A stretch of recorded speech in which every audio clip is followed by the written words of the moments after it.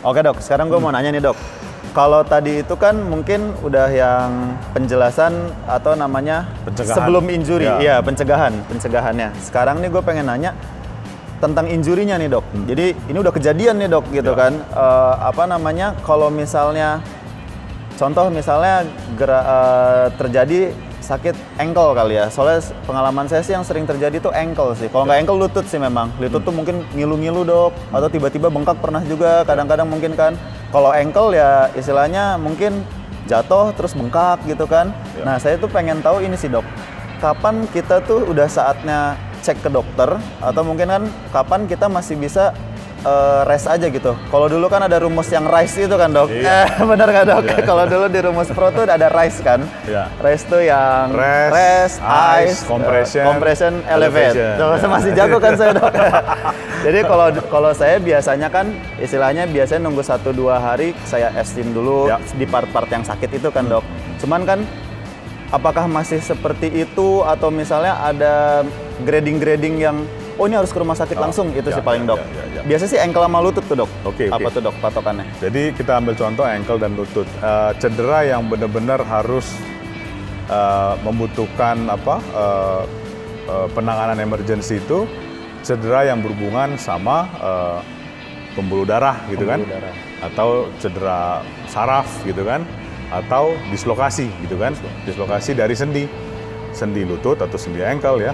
Jadi kenapa demikian? Karena kalau memang terjadi suatu cedera pada pembuluh darah itu akan berkonsekuensi sangat fatal ya. Karena bila terjadi cedera kemudian pembuluh darah yang terlibat juga mengalami cedera, habis itu bengkak besar ya. Dan yang paling sering yang perlu paling diperhatikan adalah ketika misalkan ankle atau lututnya itu dislokasi ya, tergeser, kemudian bentuknya benar-benar jadi aneh gitu ya. Jadi yang nggak bentuk ankle lagi, habis itu nggak bentuk lutut lagi, kemudian bengkaknya lumayan masif gitu kan. Itu prinsip RISE bisa diterapkan tapi untuk sementara transport ke emergency room. Berarti gitu kan. udah perjalanan ke rumah sakit. Harus ya, tapi bukan tempat di mana gue wait and see dulu deh di rumah gitu kan. Itu bukan, nggak bisa kayak gitu ya. Jadi yang bengkak besar sekali kemudian dengan bentuk yang sudah aneh lah pokoknya gitu. Berarti kan. dia cepet ya bengkaknya dok? Cepet ya. Kalau memang sudah terjadi seperti itu dan itu bengkaknya langsung building besar. Up sangat cepet ya.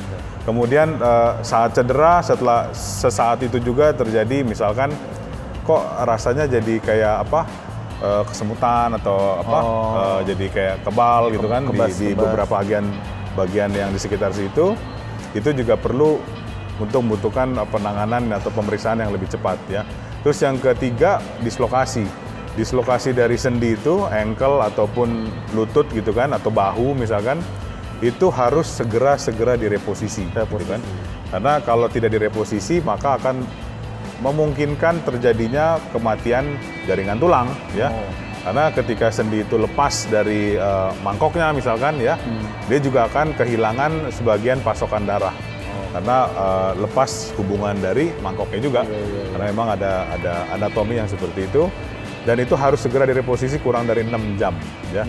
Jadi dislokasi itu merupakan salah satu emergency di bidang ortopedi ya. Jadi ketika terjadi dislokasi ya harus segera cepat dibawa tuh ya. Atau kalau memang ada medical expert yang ada di situ ya segera direposisi. Gitu loh. Nah, kalau cedera-cedera lain yang tidak fatal ya, Famiga udah bener tuh RISE ya. Jadi rest, ice, habis itu compression dan elevated ya.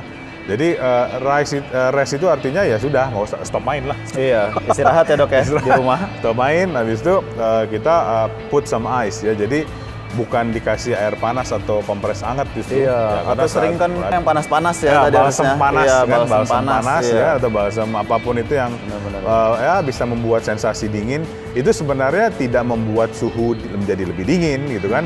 Itu akan membuat suatu sensasi terhadap saraf di kulit bahwa ini dingin, tapi sebenarnya enggak. Jadi kalau yang benar itu ice itu adalah ya diberikan es.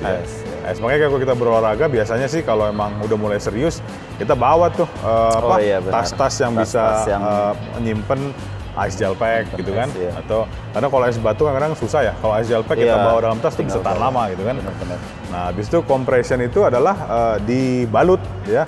Jadi itu juga biasanya selalu kita sediakan kalau misalkan di pertandingan atau di pertandingan amatir gitu kan, kita sudah sedia dengan namanya compression bandage ya.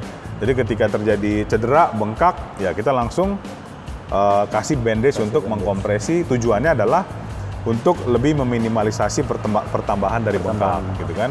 Nah yang terakhir keempat ya elevasi, yaitu dinaikkan. Jadi misalkan ankle-nya bengkak atau lututnya bengkak, ya posisi saat kita duduk atau istirahat seyogyanya itu lebih tinggi dibanding badan jantung. Si yang kakinya kan dok, lebih tinggi. Ya.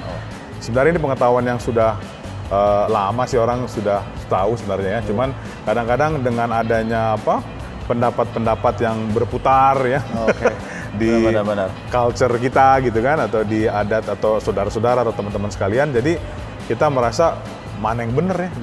Iya benar. Jadi mungkin kita mengingatkan kembali. Sebenarnya kita semua udah cukup pintar lah.